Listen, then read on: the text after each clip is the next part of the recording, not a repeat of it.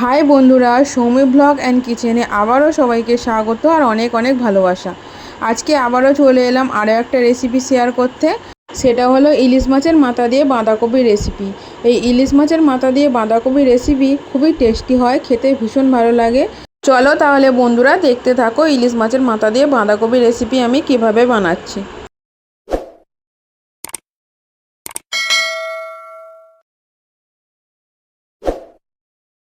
দেখো এখানে বাঁধাকপিটা কেটে নিয়েছি, বাঁধাকপিটা এইভাবে কেটেছি, তোমরা চাইলে আরও মিহি করতে পারো।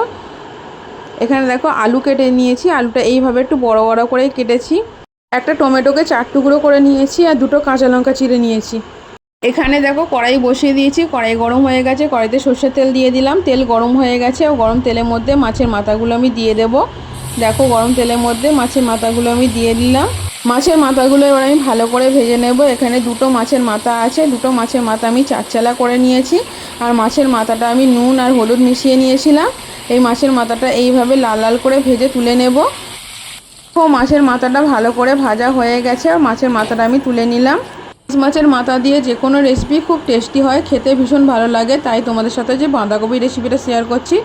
দেখো মাছের মাথাটা ভাজার পরে যে তেলটা ছিল সেই তেলের মধ্যে বাঁধাকপিটা দিয়ে দিচ্ছি। বাঁধাকপিটা আমি ভালো করে ভেজে নেব। আর বন্ধুরা তোমাদের কাছে একটাই অনুরোধ করছি, তোমরা কেউ ভিডিওটি স্কিপ করো না। আজকে ভিডিওটা একদম ছোট্ট ভিডিও, তোমরা ভিডিওটা সম্পূর্ণ দেখো। আর রেসিপিটা ভালো লাগলে লাইক কমেন্ট করে দিও, চাইলে বন্ধু বান্ধবদের মধ্যে শেয়ারও করতে পারো। তোমাদের লাইক কমেন্ট আমার নতুন নতুন ভিডিও করতে উৎসাহ করে, আর তোমাদের কমেন্টগুলি এখন পড়ি আমার ভীষণ ভালো লাগে। তোমরা এইভাবেই ভালোবেসে আমার পাশে দেখো, আমায় সাপোর্ট করো। দেখো বাঁধাকপিটা ভাজা ভাজা হয়ে গেছে, অনেকটা কমে গেছে। দেখো এতে পরিমাণ মতো নুন দিয়ে দিলাম, নুন দিয়ে আরেকটু ভালো করে ভেজে নেব। বাঁধাকপি তো এমনিতেই খুবই ভালো লাগে, আর নিরামিষ বাঁধাকপি খুব টেস্টি হয়। বাঁধাকপিটা ভালো করে ভাজা হয়ে গেছে, বাঁধাকপিটা আমি একটা পাত্রে তুলে নিচ্ছি।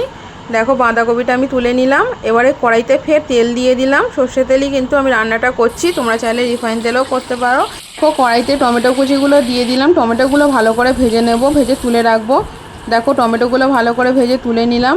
এবার ওই তেলের মধ্যেই আমি 2টো তেজপাতা দিয়ে দিলাম, একটু 5 ফোড়ন দিয়ে দিলাম। তেজপাতা আর 5 ফোড়ন ভাজা ভাজা হয়ে গেছে, খুব সুন্দর একটা গন্ধ বেরোচ্ছে। আর কেটে রাখা আলুগুলো দিয়ে দিলাম, কেটে রাখা আলুগুলো দিয়ে ভালো করে ভেজে নেব।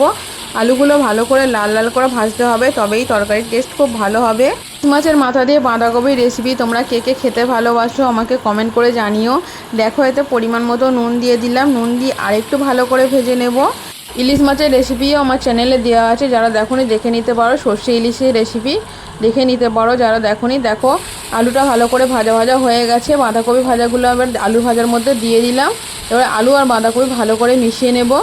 আলু আর বাঁধাকপি ভালো করে মিশিয়ে নিয়েছি, কিছু গুঁড়ো মশলা অ্যাড করে দেব। দেখো 1.5 চা চামচ হলুদ গুঁড়ো দিয়ে দিলাম, 1.5 চা চামচ লাল লঙ্কা গুঁড়ো দিয়ে দিলাম, 1/2 চা চামচ জিরে গুঁড়ো দিয়ে দিলাম, 1/2 চা চামচ ধনে গুঁড়ো দিয়ে দিলাম। এবারে আলু আর বাঁধাকপির সাথে সব মশলাটা ভালো করে কষিয়ে নেব।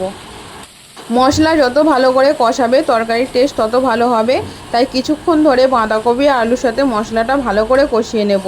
দেখো অনেকটাই কষানো হয়ে গেছে, আর একটু কষানো হয়ে গেলেই জল দিয়ে দেব। দেখো 2টো চিড়ে রাখা কাঁচা লঙ্কা দিয়ে দিলাম, দিয়ে আরেকটু ভালো করে কষিয়ে দেব। এতে কিন্তু আমি কোনো পেঁয়াজ রসুন ব্যবহার করিনি। দেখো ভেজে রাখা মাছের মাথাগুলো দিয়ে দিলাম, ভেজে রাখা মাছের মাথাগুলো দিয়ে আরেকটু ভালো করে মিশিয়ে নেব। এতে পেঁয়াজ রসুন ছাড়াই তরকারিটা ভীষণ টেস্টি হয়। আর রান্নাটা আমি পুরোপুরি সর্ষের তেলে করেছি, তোমরা চাইলে রিফাইন তেলও ব্যবহার করতে পারো, কিন্তু সর্ষের তেলে রান্না করলে টেস্টটা বেশি সুন্দর হয়, তাই জন্য আমি সর্ষের তেলটাই ব্যবহার করেছি। দেখো বাঁধাকপি আলুর সাথে মশলাটা পুরোপুরি কষানো হয়ে গেছে, এবার পরিমাণ মতো জল দিয়ে দিলাম। জল দিয়ে এবার তরকারিটা ভালো করে নেড়ে ছেড়ে দেবো।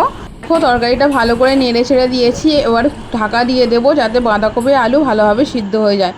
কিছুক্ষণ পর ফিরে এলাম, ঢাকাটা খুলে দেখবো বাঁধাকপি আর আলু ভালোভাবে সিদ্ধ হয়েছে কিনা। ও বাঁধাকপি আর আলু ভালোভাবে সিদ্ধ হয়ে গেছে, তরকারিটা একটু জল জল ভাব আছে, তাই আরেকটু নাড়াচাড়া করে নেব। তরকারিটা পুরোপুরি শুকনো করব। দেখো ভেজে রাখা টমেটোগুলো দিয়ে দিলাম, ভেজে রাখা টমেটোগুলো দিয়ে ভালো করে নেড়ে চেড়ে দেবো। ভালোবেসে পাশে থাকার জন্য সবাইকে অনেক অনেক ভালোবাসা। দেখো তরকারিটা আমার প্রায় হয়ে গেছে। এবার দেখো মাছের তেলটা আমি দিয়ে দিলাম, মাছের তেলটা আমি ভেজে তুলে রেখে দিয়েছিলাম। আর সামান্য পরিমাণে চিনি দিয়ে দেব। চিনি দিলে বাঁধাকপির টেস্টটা খুব ভালো আসে, তাই জন্য সামান্য পরিমাণে চিনি দিয়ে দিলাম। চিনি দিয়ে তরকারির সাথে ভালো করে মিশিয়ে দিলাম। দেখো তরকারিটা আমার পুরোপুরি রেডি হয়ে গেছে, এবার তরকারিটা আমি একটা পাত্রে নামিয়ে নেব। দেখো দেখতে কত সুন্দর হয়েছে আর কত সুন্দর কালার এসেছে, খেতেও ভীষণ টেস্টি হয়েছিল। দেখো তরকারিটা আমি এবার একটা পাত্রে নামিয়ে নিচ্ছি। ইলিশ মাছের মাথা দিয়ে বাঁধাকপির রেসিপিটা তোমাদের কেমন লাগলো অবশ্যই আমাকে কমেন্ট করে জানিও। নতুন কোনো বন্ধু রেসিপিটা দেখে থাকলে আমার চ্যানেলটি সাবস্ক্রাইব করে পাশে থেকো। আর সম্পূর্ণ ভিডিওটি দেখার জন্য সবাইকে অসংখ্য ধন্যবাদ। সবাই খুব ভালো থেকো, সুস্থ থেকো, সাবধানে থেকো। আজকের মতো ভিডিওটা আমি এখানেই শেষ করলাম। টাটা।